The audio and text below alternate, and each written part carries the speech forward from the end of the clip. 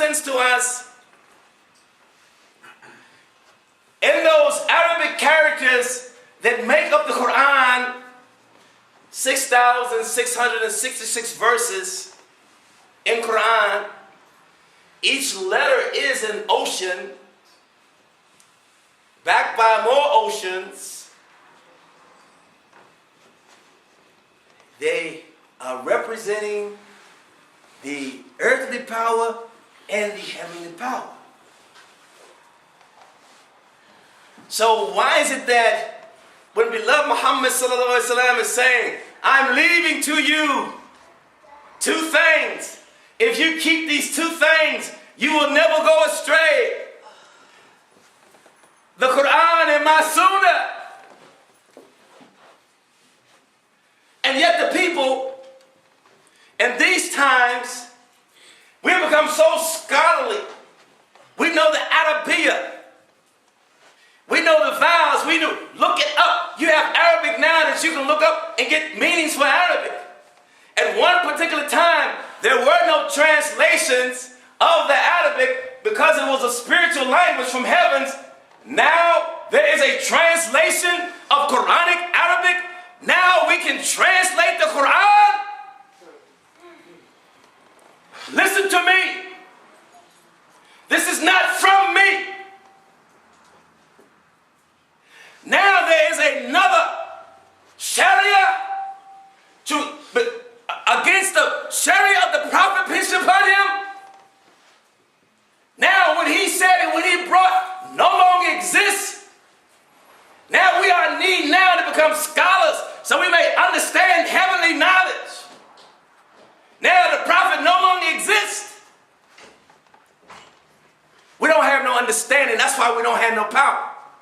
We don't have no understanding and no power. We don't know where we are. We don't know where we are. Then we're going to be on the way of animals and lie, and we will misguide people. Then Allah will take away our lights from our faces. Because our hearts have become dormant of heavenly connections. And now we wear the darkness of dunya. Now we're servants of Shaitan. So now my Arabiya gives me the position in the Islamic and the world community. My ability to translate the Quran, to take words, to invent words, to give meaning to words that were no longer could ever describe heavenly knowledge.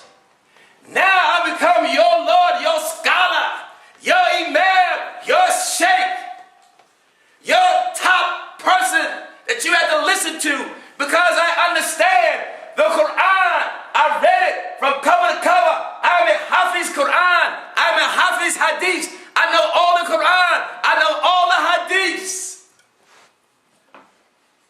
This is a new Sharia. So everything that the Prophet brought, no longer real. This is why there are 2 billion Muslims in the world, but 73 different sects. Only one sect is on the right way. That sect is on the way of the Sunnah of the Prophet, peace be upon him. They are the ones that's connected to his heart. If he didn't get it through his mind, why do we think that in our mind we may get it? We never think. So we are misdirecting the people, and so there is no lights on our faces. Now we are acting like animals. That's why we lie, we steal, we kill, we're deceptive. We have become shaitans. Shaitans.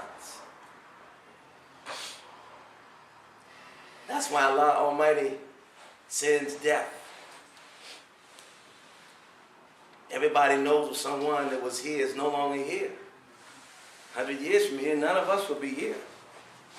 100 years before, none of us were here. Because Allah Almighty wants to show the power of heavenly power and earthly power.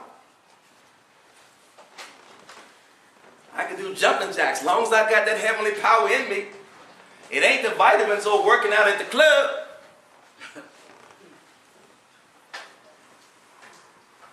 But if Allah Almighty removes that heavenly power from a healthy physical body that have all the vitamins and all the muscles, it could do nothing.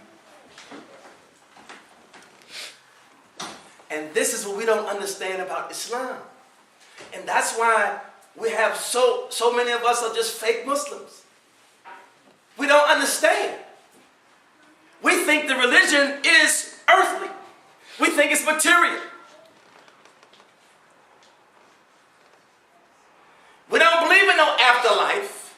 We don't want to believe in the afterlife because we don't want to lose our dunya, our precious dunya. I don't want to die because I'm going to miss my kids, miss my car and my house, and my wife and my husband, and I miss my job, and I miss them Jummahs I used to give, and I'm going to miss eating out at the local restaurants. It's just crap. We don't have a clue.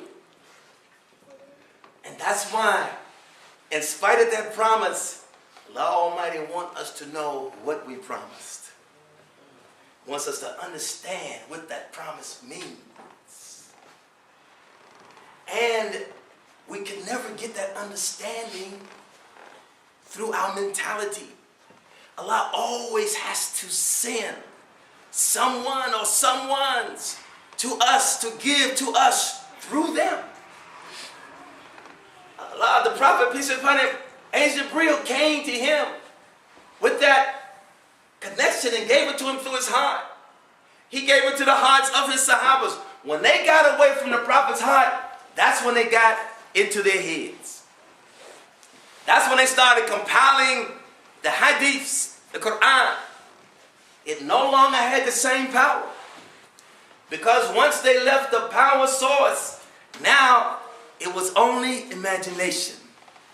So when they're translating the Quran, it's through imagination.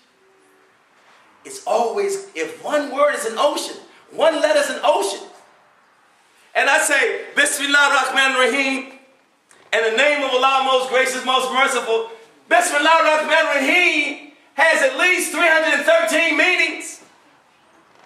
In the name of God, most gracious, most merciful, I have translated Bismillah ar-Rahman ar-Rahim. Bismillah ar-Rahman ar-Rahim carries the opening for everything. You cannot reach anything without Bismillah ar-Rahman ar-Rahim. Nothing. And I'm going to break that down and say, in the name of God, most gracious, most merciful, we don't have a clue where we are. We don't have a clue about those whom Allah sent to us to wake us. Allah says in Quran, I'm sending to you the Fatiha, the opening and the Grand Quran. Who was the Fatiha and who is the Grand Quran? Who's explaining this to us? Shaitan got us in his school and we're not learning anything. Allah says, I'm sending the prophet, he will be a mercy for all people. A mercy for all people. For those people who lost what Isa ibn Maryam, Jesus Christ, lost, what they lost, they're going to regain it. What they lost, those people that believed in Moses, that they lost, they're going to regain it. Those that lost what came to Abraham, they will regain it. Those that came to Adam, Isaac, Jacob, all of them, they will regain it. When I send to you the Fatiha. Takbir! Takbir! Takbir! The opener, the key, the Grand Quran. Who is the Grand Quran? It's everybody, ladi-dadi, and everybody that have lost their way to Allah Almighty, who have lost their promise. They did not keep their promise. Now, with the Fatiha, they can regain and know and remember the promise that they made to Allah Almighty. Who understands that?